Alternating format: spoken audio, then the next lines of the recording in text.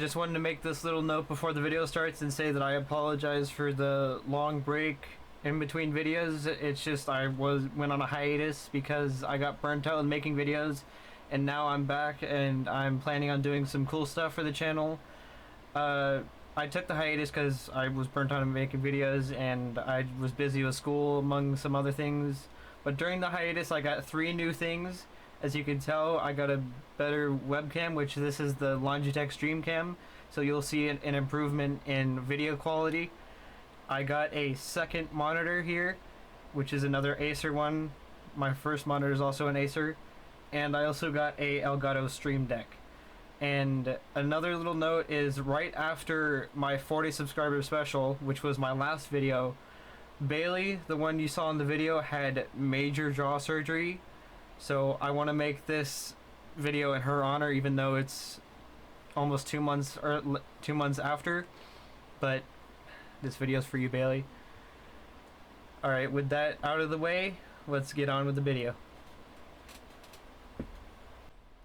Hey guys, it's Patriot Gaming. Welcome back to today's video. Today is going to be a different type of episode. This will be a series on how I can show you to build a custom PC in PC Building Simulator. I'm also going to be treating this as a job because this is the story mode of the game.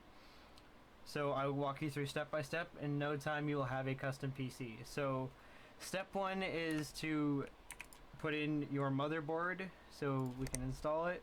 The motherboard, while I put this in, is basically where everything is done in the computer, where all the processes happen. The next thing we can do is add our CPU. This also goes hand in hand with the motherboard in helping do the processes. Like this says, the motherboard is the heart of the PC, providing the pulse and moves information around the system. So let's add our CPU, and that is right here. The Intel, in this case it will be Intel Core i9-9900K. Add that in. And one thing we can't forget to do, one thing very important, is we need to add thermal paste, which is a heat absorber when you put on your CPU cooler. Right here, for example, the Arctic Freezer 33. That helps keep the CPU cool and helps distribute heat and keep it cool. The next thing we could add is our memory, which right now we can remove the RAM.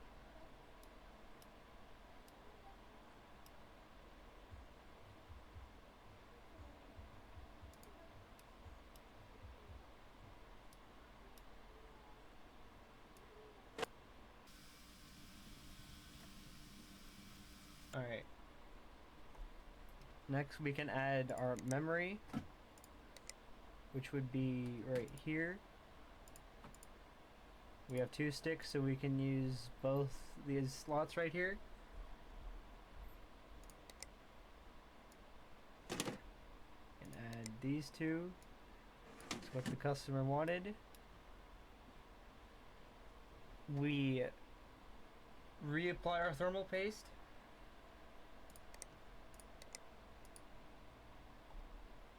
Re-add our cooler. So there's also a difference. You can have air-cooled or water-cooled. Air-cooled is the most budget-friendly if you're building a computer. And water-cooled is for if you want to if you want to know more about computers and basically make your setup look cooler in a way. But even my computer itself is air-cooled. So we can look at what this client wants. We added that motherboard, we added that CPU. So the next part we can add in building a computer is, we did the memory, is the graphics card, which is what gives your PC the life and what you see through it. So say like you're watching YouTube, for example, this is what provides the video. The next thing we would add is the storage, which could be an SSD or a hard drive. In this case, it's a hard drive. So we can add it here. We can add the SSDs right here or right here. But in this case, I'll just add it right here. And the next thing we add is a power supply, which provides power to the entire system. Since we added all of the major components, we can start cabling, which would be this. So all these little orange dots are things that need to be connected. So we can connect the case to the motherboard. We can connect the hard drive to the motherboard. We can connect the hard drive to the power supply.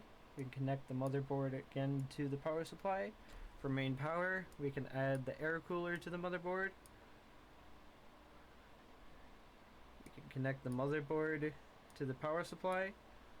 We can connect all these fans to the motherboard to keep the computer cool. Also need to add the graphics card. Need to add this. Is there anything else? Looks like that's it. So as you see down here, it says incomplete case. So we go back to install, we go back to PC parts, we go to the side panel. We can add the side panel, which is this case of tempered glass. We can add the handle back right here. And that looks like everything. We just need to plug it in again.